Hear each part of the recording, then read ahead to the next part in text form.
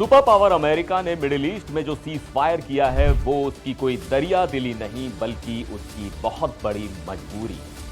America लगातार 41 दिनों तक युद्ध लड़ने के बाद बुरी तरह से थक चुका था और उसे अच्छे से समझ आ गया था कि अगर उसने ये जंग तुरंत नहीं रोकी तो उसे एक बहुत बड़ी और शर्मनाक हार का सामना करना पड़ेगा।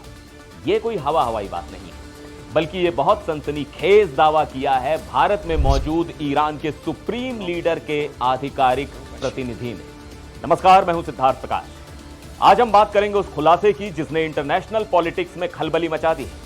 न्यूज एजेंसी IANS को दिए एक बेहद खास और एक्सक्लूसिव इंटरव्यू में भारत में ईरान के सुप्रीम लीडर के प्रतिनिधि अब्दुल माजिद हकीम इलाही ने अमेरिका और मिडिल ईस्ट के मौजूदा हालात पर कई चौंकाने वाली बातें कही। आइए इस पूरे मामले को समझते हैं। हकीम इलाही का साफ कहना है कि अमेरिका ने अपनी मर्जी से युद्ध विराम नहीं किया है, उन्हें मजबूर होकर यह सीज फायर का ऐलान करना पड़ा क्योंकि वो इस युद्ध को और ज्यादा खींचने की हालत में बिल्कुल नहीं बचे थे। इलाही के मुताबिक अमेरिका ने एक बहुत बड़ी गलती कर दी थी।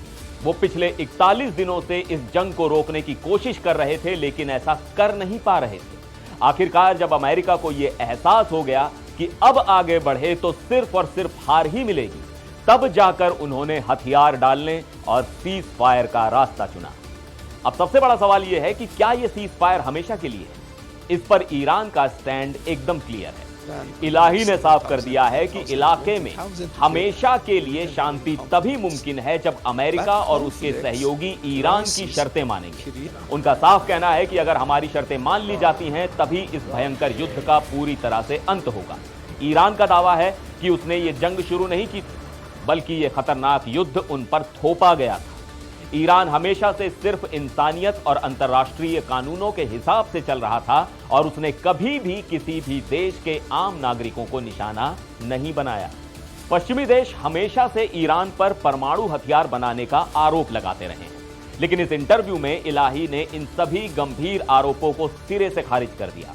उन्होंने अपनी धार्मिक मान्यताओं का हवाला देते हुए बताया कि उनके सुप्रीम लीडर ने बहुत पहले ही यह ऐलान कर दिया था कि परमाणु हथियार बनाना उनके धर्म के एकदम खिलाफ है, यानी ये हराम है। उन्होंने साफ कहा कि ईरान न तो अभी और न ही भविष्य में कभी भी परमाणु हथियार हासिल करना चाहता है। खाड़ी देशों को लेकर भी ईरान ने अपना पक्ष मजबूती से रखा है। इलाही ने कहा कि ईरान का अपने पड़ोसी अरब देशों से कोई झगड़ा नहीं है। असली फसाद की जड़ अमेरिका है जो हजारों मील दूर से आकर इस पूरे इलाके में अशांति और अस्थिरता फैला रहा है। ईरान ने अपनी सफाई में कहा कि उन्होंने पड़ोसी देशों पर नहीं बल्कि उन देशों में मौजूद अमेरिकी सैन्य ठिकानों पर ही हमले किए थे क्योंकि अमेरिका वहीं से ईरान पर हमले कर रहा था। तो कुल मिलाकर ईरान का संदेश दुनिया के लिए एकदम साफ है कि वो झुकने वाला नहीं। आपको क्या लगता है, क्या वाकई अमेरिका अपनी हार के डर से पीछे हटा है या इसके पीछे अमेरिका की कोई और बड़ी जियोपॉलिटिकल चाल है? कमेंट करके अपनी राय जरूर बताइएगा। फिर मिलेंगे एक और वीडियो में। आप देखते रहिए NDTV।